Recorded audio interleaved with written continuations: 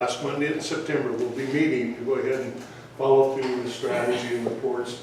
I need help in terms of reaching out to these organizations, giving them the dog and pony shows.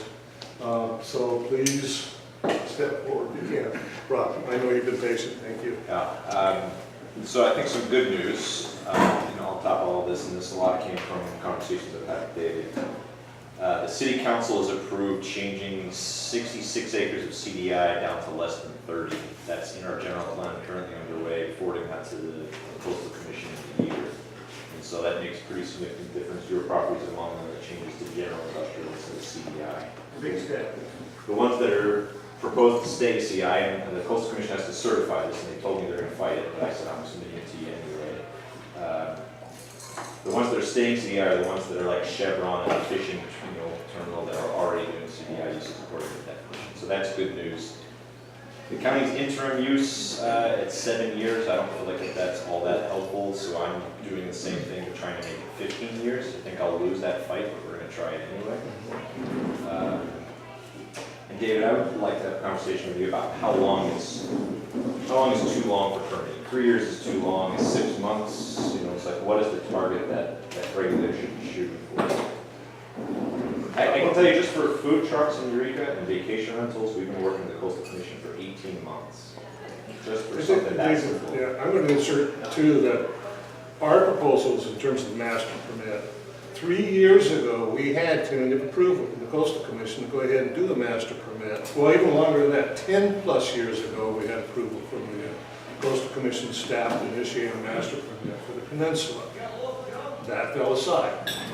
It didn't happen. I don't know exactly what happened, but we could have had that master permit today if we would have started 3 years ago. And that master permit would have streamlined the process significantly. We would have had a mitigation banking. Fish and Wildlife had proposed a mitigation bank package for use of the Eel River, what do you call it? The Salt River, Eel River Basin back there, but they kind of gave tentative approval, liked it, that didn't go into place. But my point is that we would have started 3 years ago, we would be a lot further along this. So go ahead, Dave. Answering your question, okay. Your chances of success, in my experience, is a linear relationship to how long it's going to take. If a guy comes in and throws his water on your desk and says, I want to start tomorrow, and you say, here's a permit, you have a 100% chance of success. He comes in and throws his wallet on the desk, and you say, well, it's going to take you 3 years to get the shovel. He's going to pick his wallet up and leave. He's going to say, I can't do that. So what's the threshold? Where's the... I would say you need to have a shovel ready within a year, okay? You're still, your chances are still maybe 50-50, but the sooner you can have a shovel, the quicker they'll make a decision to move on. So one of the things that could be fixed is, if we're putting pressure on senators, the Coastal Commission can give themselves a 6-month extension to even respond to your questions, and then give themselves another 12-month extension. So at the very least, they've got 18 months to work with. And they won't even consider it until all the other. So we could change that regulation so that they can't give themselves 18 months extensions. That could cut the permitting time. And I think that I'm going to go with Richard and you, Jan, but a very key point, the political will, we can go ahead, we can target in terms of what's causing the problems, what can we target and change as a community. And those are the conversations that we need to have. So we need to give support in terms of the minds that know what the solutions are. We've got to give them, one, you got the political will and the community backing. And then two, let's get it going. And so what Rob pointed out is exactly what we need to focus on. Jay. Okay, Doug McMurray, retired pile driver. I worked in Los Angeles for many, many years. I think there's a third thing here, and that is the size of your project. If you have a multi-billion-dollar project, like Pier 400, a 3-year thing, where you have a return of 500 acres of new backlands and 3 miles of new dock space, then you can absorb a 3-year plan. but on the project sizes that we're working on, it can't be absorbed. That overhead cannot possibly be economically absorbed into the project. You said a key thing, and I think we need to make a distinction. When we talk about the master permit, it is that we know when each project goes, whether it's small or little, there are these issues that are repetitive. These are issues that can be resolved and addressed now. So that when a small project or the big project comes in, we don't have to repeat and try to find solutions for it. And that's what we're talking about in terms of the master permit and the master banking. No, but mine is to the overall permitting process. And that's what can't be absorbed. That amount of overhead simply cannot be absorbed successfully into a smaller project. So the structure we have now benefits the Port of Oakland, benefits the Port of Long Beach, benefits the Port of Los Angeles because we cannot compete. Gotcha. And they're not going to want that change. But we have to make our reasoning sound to our state legislatures that it's so vital to smaller ports to have this function. To have this port function is so vital to That's our character. this county. Jan, and then I'm going to turn it over to Charlie. I have a comment. We have a comment here too. I'm sorry, it's Jim. I think the problem is looking too low and muddling in all these problems, minor problems, and then look up, to overview the whole thing. This is the only port in California of all the deep water ports that does not have rail to it. Once that condition stays the way it is, we're just doing the same thing. It's really hard to get these small things here without doing that. The East-West Rail would bring some of that stuff here. It's a national state importance. Once that engine started going, I think you'd have the national and state people on your side and make these regulations simpler, because now it's like pre-permitting in a big scale. This is going to be a port, this is that important to the state of California, to the Midwest, the whole United States, to have another rail connection here to the Reagan stuff and the Union Pacific and all that. That changes the game completely. And as long as we muddle with this kind of stuff, we can't win. I mean, I just think you can have all these different little groups saying you're going to do these kind of permits and stuff. It's a mindset. And the mindset has to be, we want to be a port again. That's what made this place. That'll keep our children here. That's what will build us up in the future. Thank you. Karen? I don't really speak for the cities, or the county, but as a concerned citizen, why the city and the county, as lead agencies for their jurisdictions, don't insist on coordination. That all those jurisdictions fall in line and they have a process by which they follow to do things. And why they haven't insisted on that and have a program for on land and in the water, that would certainly help, because what happens is we have a lot of small businesses who are on the water. You're not Merck. Dave, he's competing against the big guys. And he doesn't have the deep pockets those big guys have to wait that long for those types of development. And so if we want to keep our harbor local, we have to rely on the jurisdictions to do the heavy lifting for us. Because that's just the reality that it is. And when we talk about that master permitting, that's what that comes down to, is you have to have that lead agency say, coordinate with us. All these jurisdictions, all these agencies have to work with us to figure it out. So that's all I have to say. Thank you. Tina? Yeah, I think that your master plan is a great idea. I think that there should be some more research into other areas besides in California, because California is so regulated. I think that there are other areas that are not as regulated and do master plans on their harbors and what they're going to bring into it. Not that I'm trying to, that's your bailiwick. I'm just saying that with all issues that you don't need to reinvent the wheel that has already been invented. And, you can go with statistics to the Board of Supervisors, but again, it takes the will of the people to charge into that Board of Supervisors like they did when they weren't going to allow any homes in TPZ. That's what changed our whole county political climate, was somebody saying, we're not going to allow you to build. There was an uprising in Humboldt County. not having a harbor is something you can work kayaking, you can work all of that together, but we need a working port. We have lost all of our jobs, like David said. It's up to the community to force the political will of what you want. Pete? Two questions. First one directed to Larry. What scuttled our master planning of 20 years ago or whatever? And the second part, where I direct to Rob and Greg, is what are we doing and what do we need to do to establish coordination with our local agencies, City of Arcata, county, etc.? Larry? I'll answer the first, then I'm going to turn over to you. But the county general plan update, which started in 1990, I think 84 is the plan that we're still using. I was head of the advanced planning at that point. The problem was that the program was changed rather than a plan update to where you look at what's working, what's not working, what we're going to do to change to get the stuff that we want.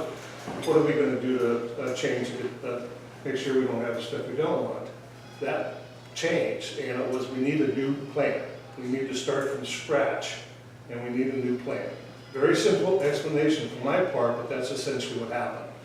So at that point, it started off solving all the world's problems, considering all the world's problems, research. We still do not have an updated plan. And so that's my simplistic perception in terms of what disrupted the plan process for the county. So, Bob, you want a second part?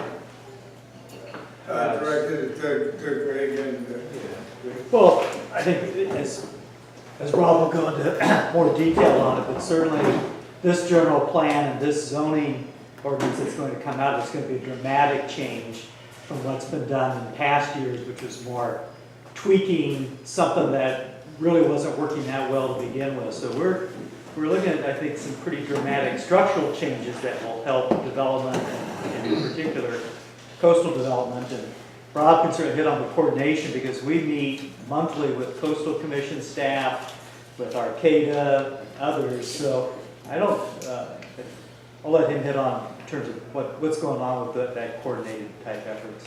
I'm not sure what you have in mind for coordinated efforts, but I spend more time with the Coastal Commission staff than I'd like to, but it's, the most important agency for us to meet with.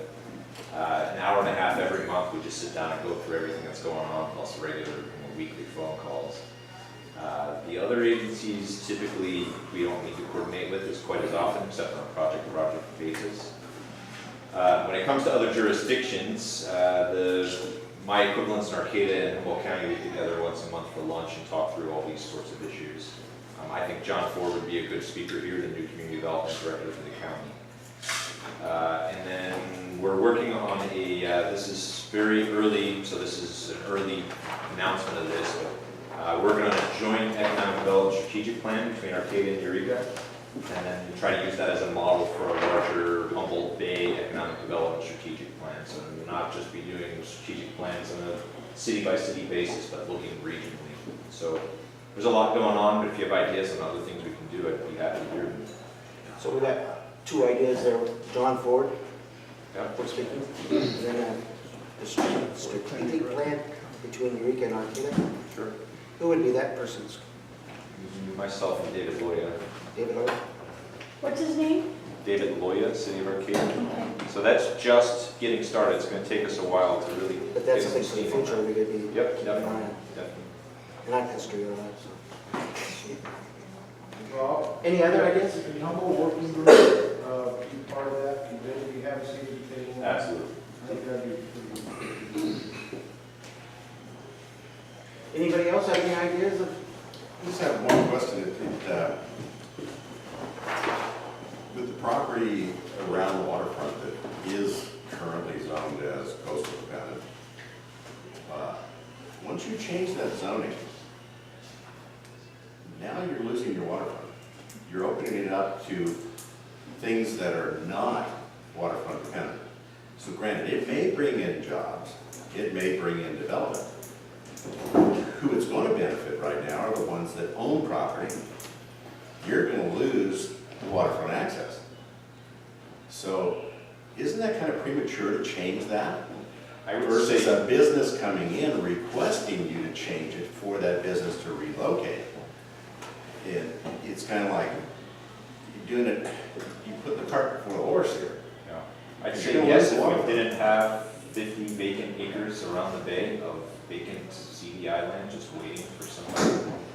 I can't tell you how many people have come in and said, I want to do something on this land, and the answer is you can't. You're just going to have to sit vacant there. Your buildings are going to have to fall into the ground until you get something that can handle the water. And I'm not comfortable with that answer anymore. And just one other comment that I would make is regarding the rail, regarding the ability to move goods out of here.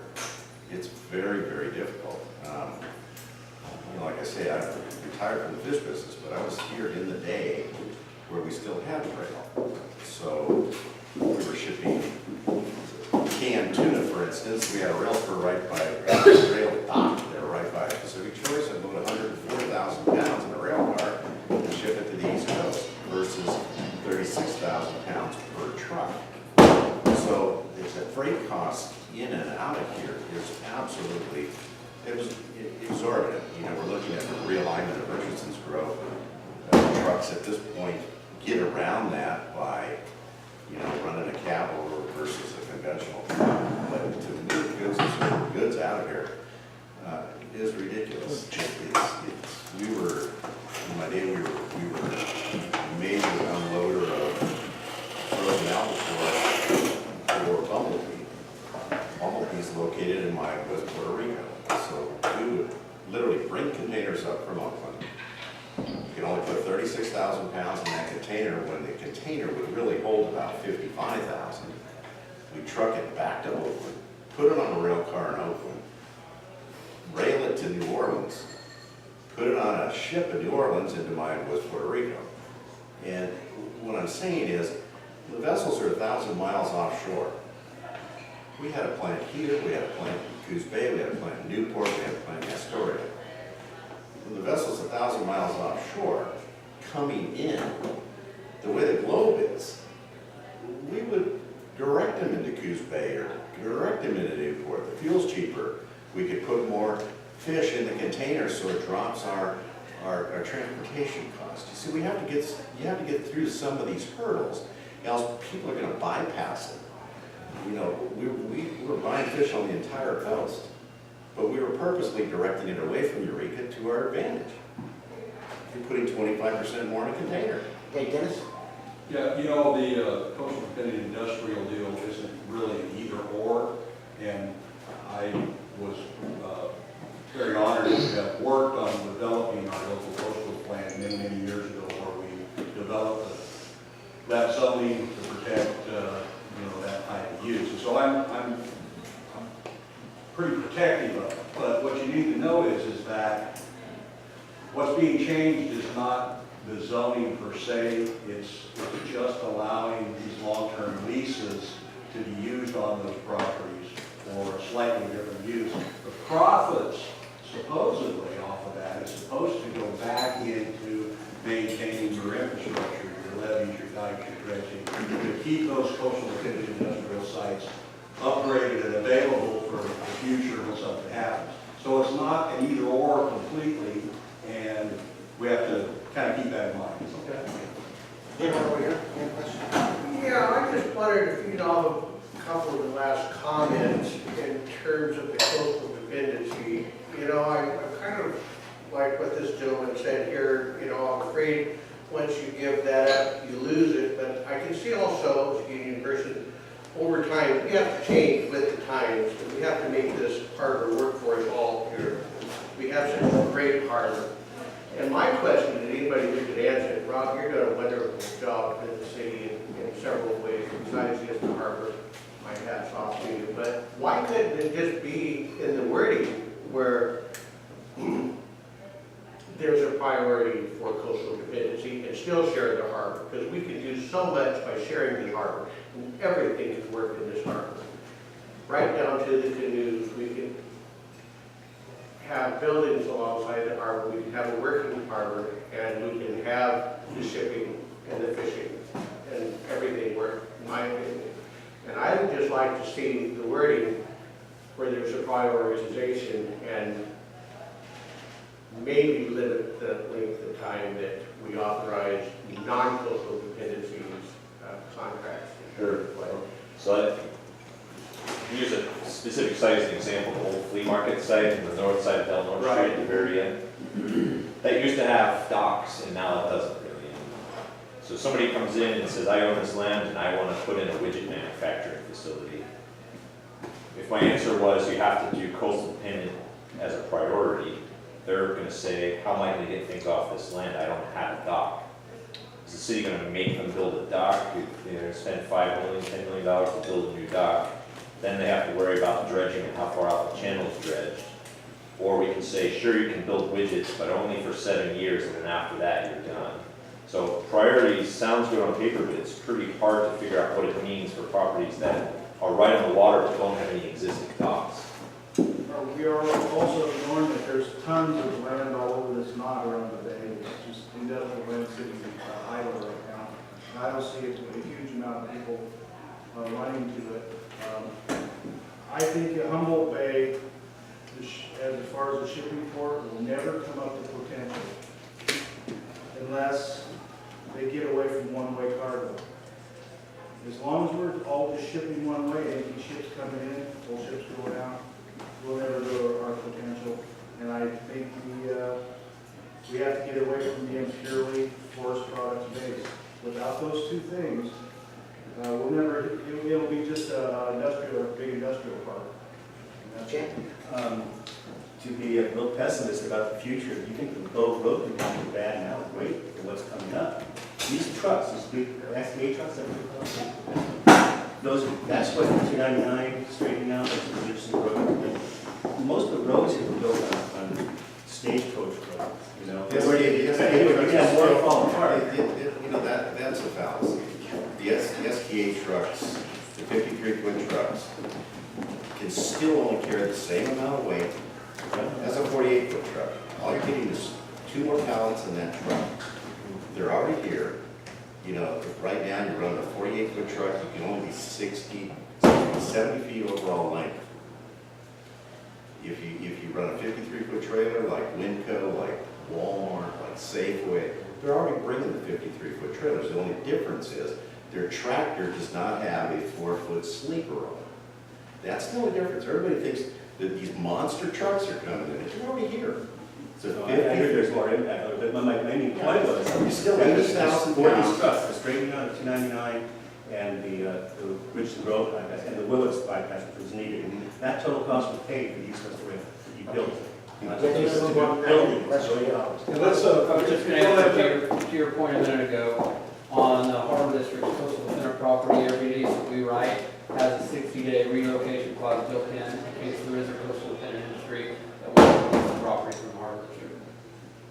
Every lease written from the Harbor District out of that. we can continue. Obviously, we've got a passionate topic here that we want to follow. But I do want, quickly, anybody that has a specific organization that they belong to or have access to, could you let us know so we can mark that down as a possible group that we want to contact. You can also, if you think of something, email it to me. On email, my email's at the bottom of the notices that you guys get. The other thing that you should email to Charlie is if you have any ideas for speaker that's salient to the topics that we tap into here. Really important that we get people that are salient, that you want to hear, that can be productive to the various discussions that we enter into here. So Charlie, you probably have Charlie's email for notices. Now, is there going to be a group email where if you need action from some organization or vital information we need to get out to people we associate with, that we will get information on that? Because it would help us. I'm sitting here I'm not a fisherman, a doctor, whatever, but I know other people in that, and I'd like to keep keep them abreast on what is going on, I so. I think at our next meeting here in the group, we should talk about that. Because originally when we set up this meeting, it was just to notify people our lunches. Yeah, And that's what the agreement was, is I don't notify you the lunches. But we'll talk about it at the next meeting. yeah, if there's call to action, I can get it to the, like the chamber and check business on doing that, so that was good to have. Larry, thank you guys so much for all your hard work on this too. Yeah. Hey, from the top. Push that button. This one?